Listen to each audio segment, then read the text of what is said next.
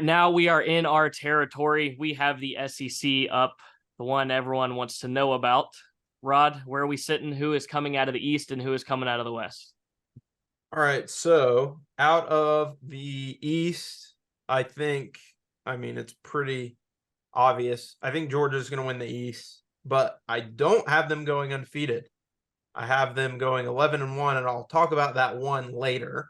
But out of the West, I have LSU. I also have them at 11-1, only lost to Florida State week 1. I think they bounce back. I think they run the table. I think they beat Georgia in the SEC championship in a rematch from last year. And I think LSU makes the playoff, knocking Georgia out of the playoff for the first time in many years. So, wow. I love that. Love that. I've got the same two teams coming out of the East and the West, also at 11-1. I've got Georgia dropping week 3 to South Carolina. Wow. That is going to be their one loss. The Beamer hype is going to be at an all-time high week 3, and they're going to win in Athens. Carson Beck just named their starter. He's got to really prove it. They've had a veteran quarterback the past few years. So South Carolina week 3 is going to be their only loss. They're going to run the table and win the East.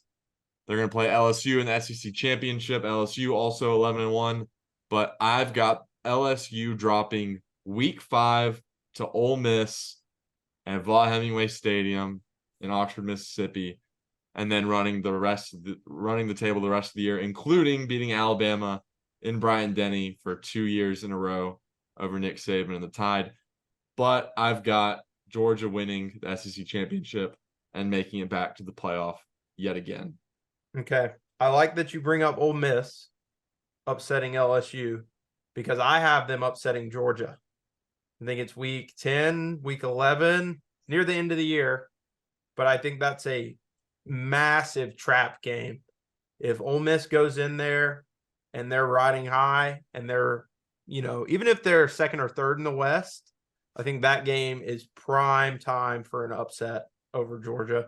That seems just like such a Lane Kiffin game to win. Yeah. It's kind of telling that both of us, and Matt obviously will hear your take on Georgia, but it's kind of telling that we both think that they're not perfect this year and that they are going to drop a game. Yeah. I think you can only consistently win and go undefeated in the regular season for so long. Eventually you're going to drop a game. I think Georgia obviously still elite, still has 5 stars all over the field, but I think they're vulnerable this year. And by vulnerable, I mean losing a very close game to a good team. Well, Rod, like you're saying, losing a game, a very close game. Georgia should have dropped a game to Missouri last year. That's true. They're not invincible. I think Georgia, again, I'm the biggest Georgia hater in the world, so take it with a grain of salt, but they have not by any stretch been perfect over these last 2 back-to-back run. I mean, they've got some injury luck with Jameson Williams getting hurt 2 years ago. What would have happened against Alabama in the national championship if they had those 2 receivers? What happens if Marvin Harrison Jr. doesn't get knocked out of the game last year in the semifinals against Ohio State? What happens if the kicker makes the kick? What happens if Noah Ruggles can aim worth a shit? Georgia is vulnerable. Again, they're elite. They're one of the elite programs, but the elite programs are always vulnerable. So, yes. Speaking of Georgia, I was about to say Georgia. Georgia's vulnerability, I have them going 12-0. Sweeping. I don't know, man. It's that different vibe. I being an Auburn fan is weird, but the way Kirby just runs his program and everything, I think it's perfection. So I have them doing it, going 12-0. And then out of the West, which is a bloodbath now that I'm looking at it, this one's going to be a curveball. People are going to be like, what? I have Alabama coming out of the West to play Georgia in the SEC championship, but Bama goes 9-3, losing 3 games for the first time since 2010. And then Georgia just smacks Bama into the ground in the SEC title. And LSU, y'all are high on them. I have them going 9-3, finishing second behind Bama, and Bama goes with the tiebreaker because I have them beating LSU. And then for Ole Miss, y'all had that Georgia upset, but I can't see that happening. This is Don't why. say y'all. Don't say y'all. That was Rod. Oh, okay. So Lane Kiffin has a 1-19 record against Power 5 teams that went on to win at least 9 regular season games. Soon to be 2-19. It's possible. I mean, I think Ole Miss is going to upset a team like I said LSU, but that Georgia on the road is kind of crazy. Another point in Georgia's schedule that could be a position for them to drop is going to Neyland Stadium, playing the new Tennessee. Obviously, it depends on how they do. I've got Tennessee finishing at second place in the East at 10-2, so I'm high on them and Joe Milton this year. The Heupel offense I love, but that could be an interesting one. There's a chance Tennessee could win the East. I have them at 10-2 as well, but I have them losing to Georgia and Alabama.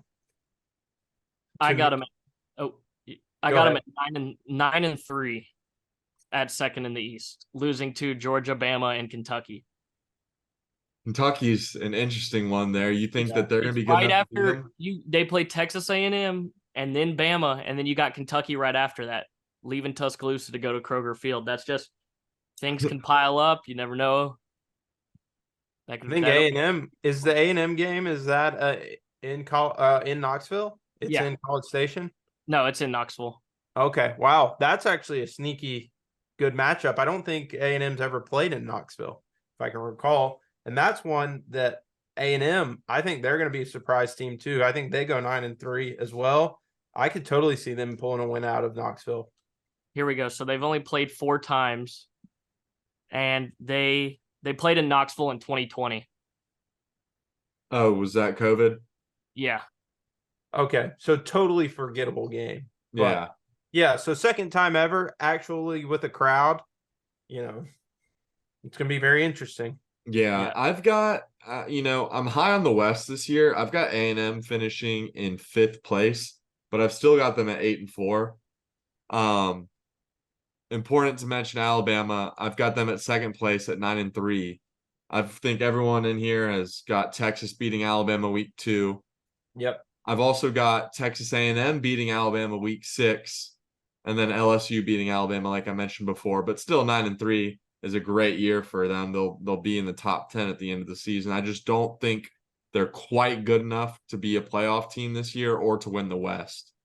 And I do think that A&M is kind of their, besides Auburn, obviously, A&M is that team that just annoys Alabama and always is in it way late, and really games they shouldn't be.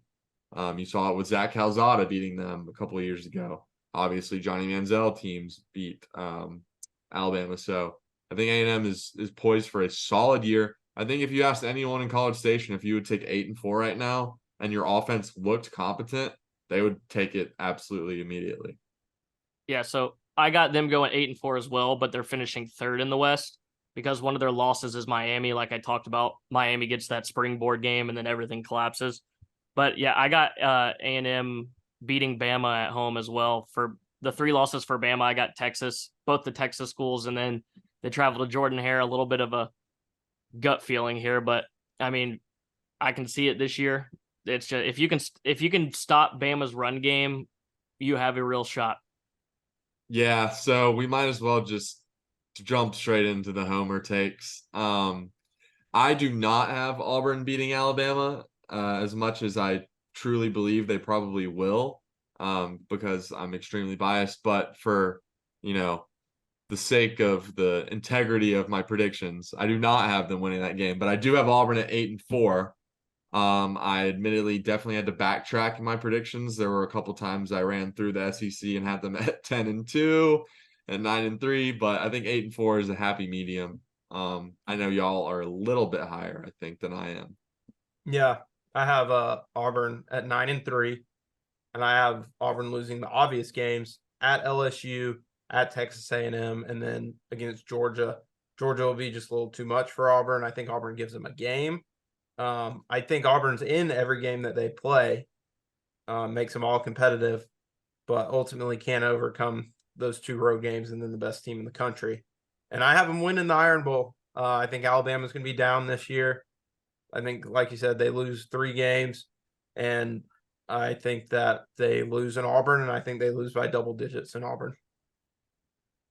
So for Auburn, I got Auburn 8-4. I had originally 7-5, but then I have 8-4. Where there's just the coin toss game against Arkansas. I'm just giving it because we normally win that game, but I could see it going the other way and going 7-5. But at 8-4, I got Auburn losing to Texas A&M, Georgia, and Ole Miss. So a tough 4 straight losses. But then you pick up momentum against Mississippi State, Vandy, and Arkansas, and NMSU, and carry that into upsetting Alabama the last week of the season. Yeah, I mean, Peyton Thorne is announced as starting quarterback. You've got, it's kind of, I hate to compare Auburn to Colorado because they're very much not the same whatsoever, but it is a similar influx of a lot of players. However, the players that Auburn have brought in are of certainly a much higher quality than the players that Colorado has been able to bring in. And you've got Hugh Freeze, who's a proven winner in the SEC. He's always had successful offenses. He's done it with quarterbacks of all different skill sets. You think about Bo Wallace and his skill set. You think about Malik Willis at Liberty and what he was able to do. So, I think Auburn's going to be good on offense. And similar to A&M, like I mentioned, if you told any Auburn fan 7-5, 8-4, but your offense looks competent and you're improving from week to week, it really doesn't matter what the record looks like. I think for those 2 schools especially, it's just how does it look on the field? Yeah, putting a good product on the field is what matters for those 2 teams. That's like 100% true. So going off of Auburn, for a special listener, what are we looking like with Ole Miss? I've also got them at 8-4, but I've got them at 3rd place in the SEC West. I've got them dropping week 2 to Tulane, which I know, Matt, I think you're kind of in that same wavelength. Tulane, the biggest game in Yulman Stadium, and Lord knows how long, the Green Wave and Pratt are walking away with a W over the Rebs. Yeah. So week 2 dropped to Tulane. Week 4, Alabama's gonna beat the hell out of Ole Miss, I think. It's Lane Kiffin will never beat Alabama as long as he's the head coach of Ole Miss, I believe. It's just he can't get it done. Saban knows everything about him, every single tendency, anything. Yeah. Not gonna happen. I completely agree. I've got them going on a little run. I've got them beating LSU for a major upset, beating Arkansas, beating Auburn after the bye week, beating Vandy, and then they slip up to A&M in week 10, and that's kind of when the Lane Kiffin wheels start falling off a little bit. They're gonna go lose to A&M. I got them getting whooped in Athens, and then they're gonna finish the year and win the Egg Bowl, 8-4. I got them in 4th place in the West, going 7-5, which the losses are to Tulane, Alabama, LSU, so a rough 2-3 start. But then they pull off 3 straight, beating Arkansas, Auburn, Vandy, and Texas A&M. And then they lose to Georgia, obviously. I have them beating UL Monroe and then losing the Egg Bowl to Mississippi State. As a great coach, Gus Malzahn, once said, that game is winnable, losable. Mississippi State, Egg Bowl, Thursday night, Thanksgiving is always a crazy game. Last year, obviously, Lane Kiffin was halfway to Auburn when he was coaching that game. It was very weird. Like the commentators during the game were even saying talking about who he was going to have on his Auburn staff, and then the weird interviews after. So as an Ole Miss fan, you got to be pretty tired of Lane Kiffin's bullshit of him not being able to just say, I am Ole Miss's head coach and I am going to continue to be Ole Miss's head coach. It's a very easy thing for, you'd think your coach to say, but besides that, positive year. That Mississippi State game is a coin flip, but I think that Ole Miss will win that one. Yeah, I think Ole Miss wins that one too. I think the problem with Lane Kiffin is I don't want to say he's phoning it in, but it is a little bit of phoning it in because as much as of a good fit he is at Ole Miss, it's a stepping stone for him. He's going to use it as a stepping stone. He's just waiting it out for another job, whether that be He's waiting for Alabama. I think it's Alabama, and I think every year Ole Miss's ceiling 9 wins, 10 wins. They're never going to break through with Kiffin. Even though I like Kiffin. I think he's a great coach. I'll admit I wanted him to come to Auburn. Obviously, I think both schools are better off. Kiffin's better off where he is. Auburn's better off with Freeze, but I just don't think Ole Miss can break through. But again, I have them getting a signature win of the Kiffin era against Georgia. So it's not like I'm totally down on them. So my signature win of the West, besides the Iron Bowl, I would say is I have Mississippi State beating LSU in week 3. And this is not because I think Mississippi State is better. I'm very particular with stats like this. So going back to 2014, Mississippi State beat LSU. And then LSU won 2015, 2016. Then Mississippi State won 2017. LSU won 2. Mississippi State won 1. LSU won 2. So by history, it is Mississippi State's turn to win this football game. Yeah, I was very close to following suit and having State win this game, but It's so early. That's one of those teams you really don't want to play that early in the year. it's not, but LSU will already be battle tested week 1, ready to roll. That's the only reason I think they get past Mississippi State is because they've already been in a fight and they're already going to be, they're not going to be sleepwalking going into that game, but it is a tricky one. And I really was very close to picking Mississippi State there as well. I don't think that happens. I think Mississippi State's going to be 6-6. I think they kind of fall off a little bit. Despite how much I like Will Rogers, I think the loss of Mike Leach is going to have a bigger impact than people think. Zach Arnett's a good coach, but brand new offense this year. I just think there's going to be a big learning curve, big adjustment, and they're kind of not going to be able to overcome that. So yeah, I got them at we'll see. 7-5. Yeah. But I mean, that's still respectable just how the West is this year. I actually think their ceiling going forward as a program, it's going to be a lot harder now that the SEC is completely changing. Slots go down for where you are as team, but I think it's better off. I know Mike Leach, incredible guy, everything, coaching legend, but I think that program is better off in the conference not having him as coach if they want to truly compete, just because Mike Leach has always taken these lower tier teams, did it at Tech, Washington State, Mississippi State, and gotten them to a point where they can just only get to like 8 or 9, because that style of play will not get you to where you actually truly want to go. It'll just sustain you enough because it's so opposite from what other teams play. But Yeah. I think Arnett's a good guy to be able to have going forward. And coming from me, this is crazy because I hate Mississippi State more than I hate Georgia.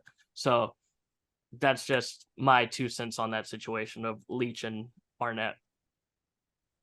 Yeah, it's going to be interesting to see how Arnett takes them into their new, I guess, era post Leach. Let's run through some of these East teams. I've got Kentucky and South Carolina both at 8-4. Same. Yeah, I have South Carolina. I think I have them at 7-5 actually. And I have Kentucky at 6-6. I'm not as high on them as y'all are. I don't really believe in Leary or Spencer Rattler. I think those teams kind of live and die by quarterback play, and I think it's not going to be quite what they need to have successful seasons. It's definitely I think that's a correct take. The quarterback situation for them is going to be really how they go. I think Leary's going to be hurt by week 5, but I think Kentucky's just, I don't know. I've got a weird feeling about Kentucky. They're a well-coached team, and the East is weak this year, I think. So I think they're not going to have too many problems putting together a solid year. And the schedule is very favorable early. Yeah. So they can back those wins early. South Carolina 8-4. Obviously, I'm saying that they're going to go into Athens and win. I think it's just going to be an 8-4 year. Beamer's going to keep positivity going, but I don't know that he's the guy to break them through. But still, just solid years for those 2 teams. Matt, how do you feel about Sunbelt Billy? 4-8 for the Florida Gators. Same. You can talk talent all you want, and I do not care. I don't see it. This schedule is possibly the hardest in the country, and next year even gets that doesn't even matter. But I can't see it. I don't see positive things coming from this actual football season. The recruiting, yes, but the actual play, I just can't see it. Yeah, I have Florida at 5-7. They're going to get waxed by Utah week 2. It's going to be like they're going to do disgusting things to Florida, and then just poor play for the rest of the year. Lose to South Carolina, Tennessee, Georgia. It's going to be a rough year. Lose to LSU. Losing to all 4 rivals. Yeah, it's gonna Sunbelt Billy is gonna crash and burn. I don't think you can really trust anyone that would name Graham Mertz as their starting quarterback. So yeah, or Florida. I Yeah. feel bad for Florida fans, honestly. I think the era is over after this season for Sunbelt Billy. They're going to be 4-8 in my opinion. I've also got Mizzou at 4-8. Drinkwitz. Enough said about Drinkwitz. There really is nothing that needs to be said. I think anyone with a brain and a pair of eyes has the same opinion that I do about him. He really just looks like a guy you could give a swirly to. Yeah, yes.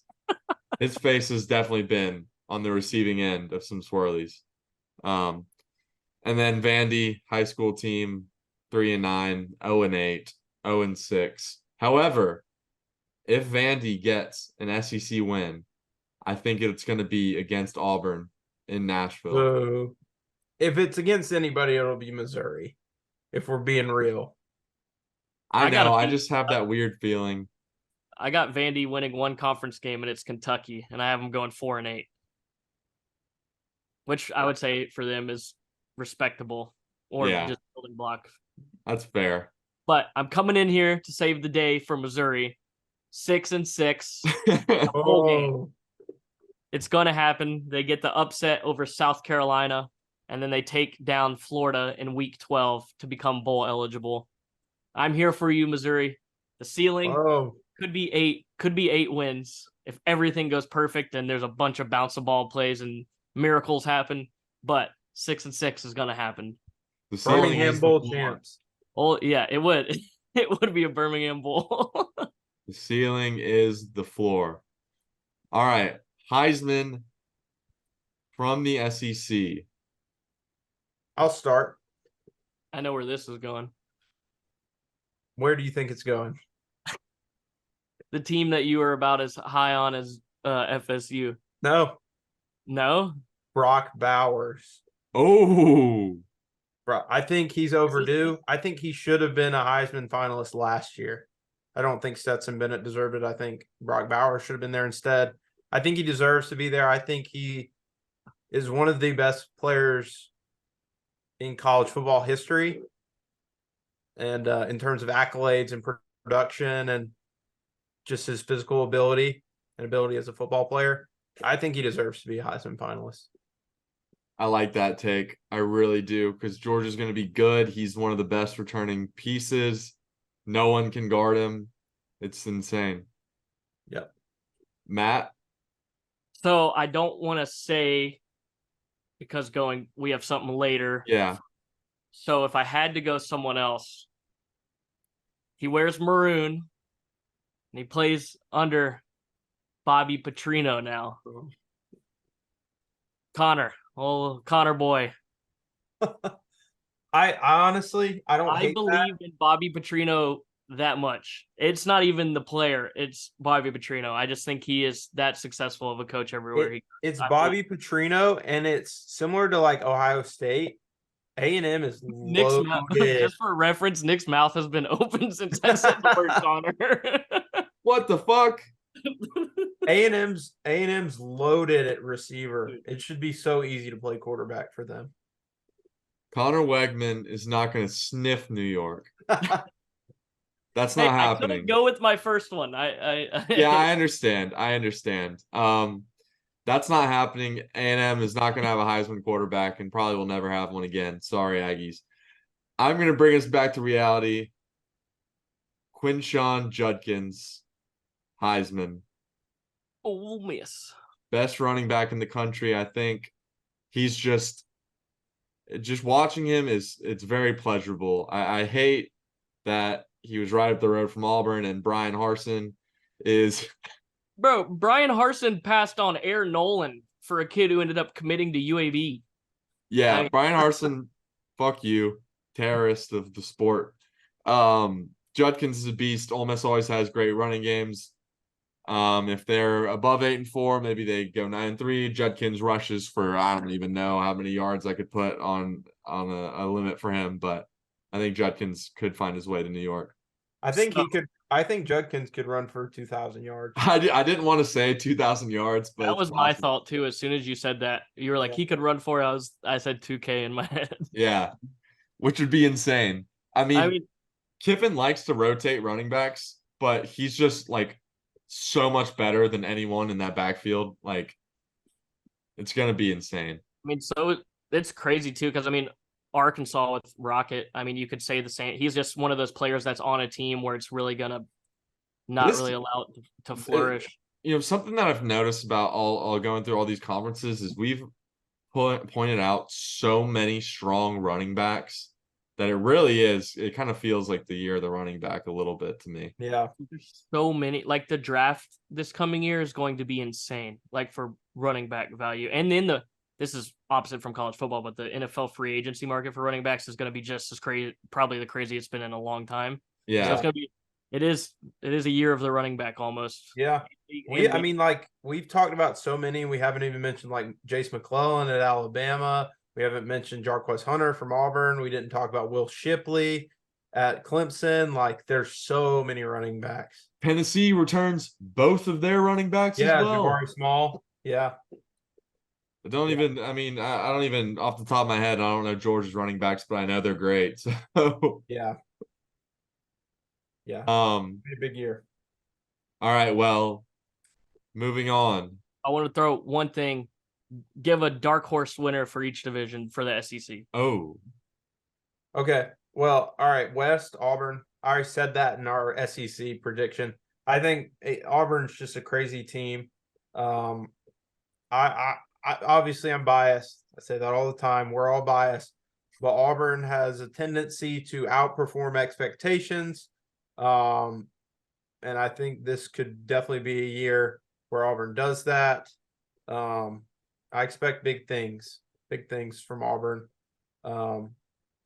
10-2 is within the realm of possibility when winning the West. And then in the East, I would probably say South Carolina.